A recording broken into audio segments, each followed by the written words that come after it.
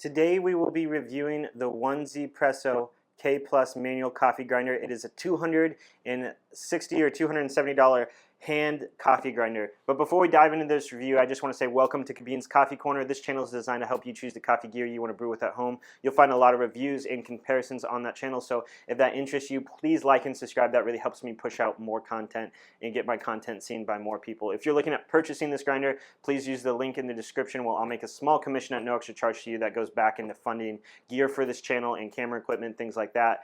And I also have an Instagram account called Kabin's Coffee Corner. You can occasionally find me selling a few of my gear on that Instagram account, so you can follow me there and maybe you'll find something that you like there.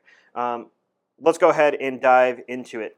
This is a $260 or $270 grinder. It comes in this nice hard shell case. This hard shell case reminds me a lot of the one that you'll find with the Flare espresso machine. So it's got a strap here, and it's got this nice grinder right here. It also comes in a gunmetal color too, if that suits you a little bit better. We have a nice handle with a wooden accent, and that just goes on just like that. And we have a cleaning brush that sits directly in there. I'll explain what this piece is in just a second. And then we also have a little blower that helps clean out coffee grounds that, in all honesty, I do find a little useless.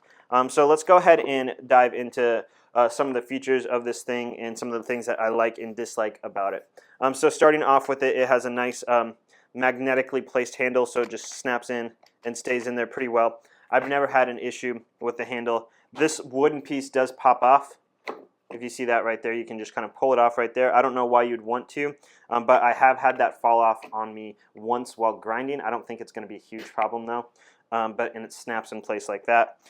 It has a nice grind adjustment here, so it's got big clear numbers on it, and you get I believe 90 total clicks in one complete setting around here. So starting from setting 1 all the way through 0 here, I believe there's about 90 clicks in that.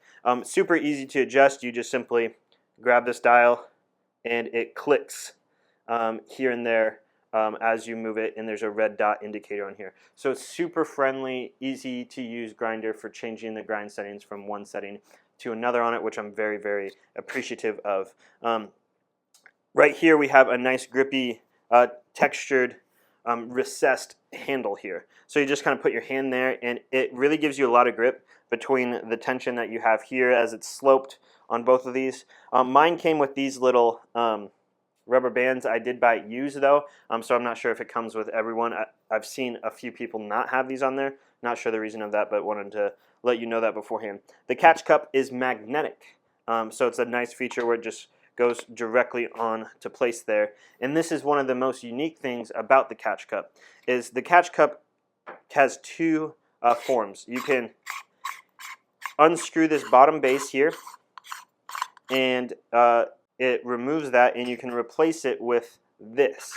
And then you would have this nice base right here, which has this little cone in here. And I wanted to show you, this is the Craiglin, or similar to the Weber Workshop blind shaker that I have here. And what this is basically you grind your coffee beans into this, or put your coffee beans or coffee grounds into this, and you shake it up, and that distributes the grounds in this. And then you simply put this over your portafilter like so, and then you pull up this center piece, and it opens up the bottom of it. So basically 1Zpresso recreated this, which is known for like the Weber Workshop's key grinder, the Weber Workshop's EG1, which is a very coveted, very, very expensive grinder.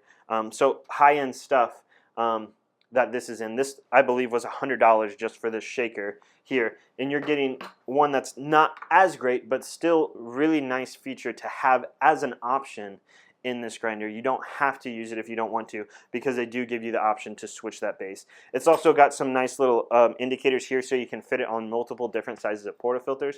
I haven't tried it on a lot of them, but it fits very easily over the PicoPresso espresso machine, which is about a $130 machine. That's about this size, that's where I did the primary of my testing, was this in a travel setting where I needed to bring a smaller espresso machine. I did use it on my Breville Duo boiler, which is a $1,600 machine with a 58mm portafilter, and this did a great job of grinding for it. It loads super easy, grinds fairly quickly, and overall is a very good grinder. When it comes to taste for the $260, this is on the high end of grinders. A couple other ones that are out there that might be a little bit more are the Kinu M47 Classic and the Commandant C40, which both come in at around $100 more, give or take, on that price, depending on how you do it. And with all that you get for this, I find the value to be absolutely incredible. The ease to grind, absolutely incredible, and this makes it, in my opinion, one of the best grinders that you can buy. Like, if you went out and buy this, you'd be set for a while, as long as you don't pay attention to all the new ones that are released out. But this is one of the, in my opinions, I haven't used a ton of hand grinders, but this, between the versatility that you get between changing that up, the ease of grind settings, the quality of grinds that come out, and this little case that might be a little bit too big, but it does come with a case, which is unique to hand grinders. This is a very well-rounded, well-thought-out, well-engineered grinder. It feels super premium all throughout it. It has a nice, satisfying magnetic grounds bin, and yeah, it's overall a phenomenal grinder. Now let's get to the flaws. Like I mentioned before, this has popped off to me while I was grinding, and this is this catch cup is nice in some ways, but also irritating in some ways. Comparing it to something like a Commandant C40, that grinder screws on to fit the bottom on there, and this one is magnetic. And the good thing about that is it makes it super nice to come on and off. The downside is oftentimes in hand grinders you get some static, and this fills up with coffee grounds right here in the bottom of it, which means if you grind a few times, you're going to have that static build up, and unless you scrape it off with the brush, brush it off with the brush, the coffee grounds will get in the way of the magnetic enclosure, which will then make the magnets weaker, which will give the opportunity for this to fall off while grinding, which did happen to me, and that was not a fun experience. But as long as you clean it out occasionally, that should not be an issue, and I had that happen one time in the mini grinds that I've done with it. When it comes to this here, I find that there's too rough of an edge on the inside. It's too flat of an edge on the inside, which makes it not fall down super well. So if you look, this is the newest version of a blind shaker that's done by Craig Lynn at Craig Lynn Designs. They used to be a part of Weber Workshops, and then they branched off, and Craig Lynn Designs redesigned this blind shaker. And one of the things that they did on this one is, if you look on the inside, it's a pretty steep drop off here in a very steep angle on the inside of this. It's steep all the way, and then it like gets kind of flat, which means coffee grounds kind of get stuck there, and you really have to shake it to get it off. Even when you look at the inner cone burr here, or inner piece for that, look at how much steeper the Craig Lynn one is than the 1Zpresso one. And that kind of, again, makes it a little difficult to get the grounds all the way through the tumbler into your basket if you pull this up in there. So it requires a little bit more shaking to really get all those grounds out if you're using this one. And if you're using this one, the grinds, again, can kind of get stuck in there. It's not as edged. The similar problem happened with the Niche Zero. It had a flat-edged cup for the grounds to go in, and a lot of people complained about it, that they remade the cup and they made it with the slope to make it a little bit easier to get out. These are super nitpicky things, but it is something to note on that.